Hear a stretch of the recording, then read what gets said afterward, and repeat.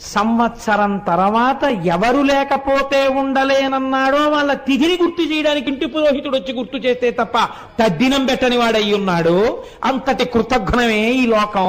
అటువంటి బిడ్డల కోసం దేనికోసం నీకు ఈ అలజడి? నువ్వు ఈ సంబంధాన్ని ఈశ్వరుడు ఎందు పెట్టు.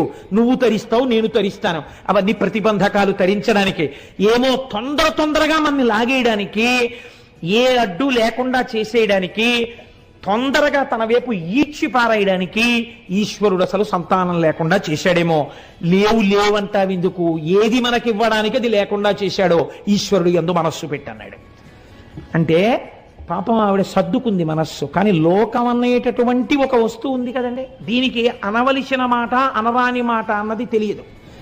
ఇతరుల్ని బాధించి బతకడం కలియుగంలో లక్షణం. ఎందుకని చిత్తవృత్తులు రాక్షసులై ఉన్నాయి. ఇంత మాట అనడమా? ఆ మాట ఎంత ప్రమాదానికి ఎడుతుంది, ఎంత బాధపడుతుంది.